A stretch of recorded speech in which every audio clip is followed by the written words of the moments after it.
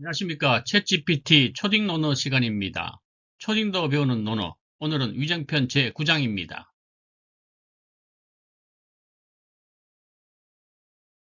위정 9장 원문을 살펴보겠습니다. 자왈, 오, 여회, 은, 종일, 분리, 여우, 퇴의, 성, 기사, 역, 조기발, 회야, 부루. 공자께서 말씀하셨습니다. 내가 안회, 공자의 제자입니다. 안회와 하루 종일 이야기를 나누어도 그는 내 말을 거스르지 않고 마치 어리석은 사람처럼 듣는다. 그러나 물러나서 그의 사사로운 모습을 살펴보면 그는 말의 뜻을 충분히 이해하고 실천하고 있었다. 안회는 결코 어리석은 사람이 아니다. 안회는 공자의 제자입니다. 공자가 가장 사랑한 제자였습니다.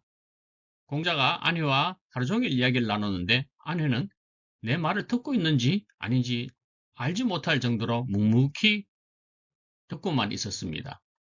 즉, 대답도 하지 않고 질문도 하지 않고 말대꾸도 하지 않았습니다. 그래서 저 녀석은 좀 어리석나? 그렇게 여겼습니다. 하지만은 공자가 안회의 사사로운 생활, 개인 생활을 살펴보니 집에 가서 하는 행동을 살펴보니 안회는 공자의 말뜻을 충분히 이해하고 그리고 실천하고 있었습니다. 그래서 안회는 결코 어리석은 사람이 아니다라고 공자가 생각했던 것입니다. 챗GPT가 초등생을 위해서 어떻게 해석하고 있는지 한번 살펴보도록 하겠습니다. 자왈, 오, 여회, 은, 종일, 분리, 여우. 공자님께서 말씀하셨습니다.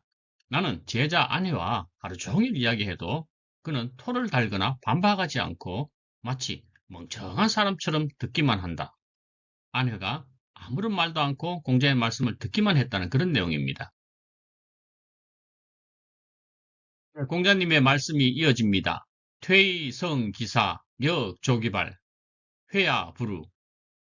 그런데 나중에 혼자 있을 때 그의 행동을 보면 내 말을 깊이 새기고 그대로 실천하고 있었다. 안회는 절대 어리석은 사람이 아니야.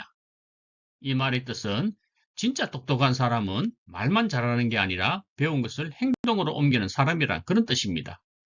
안회는 공자님께 배운 말씀을 그대로 집에 가서 바깥에 나가서 실천하고 있었던 것입니다. 안회는 공자의 제자 가운데서 가장 우수한 제자였습니다. 공자의 수제자라고 할 수 있습니다.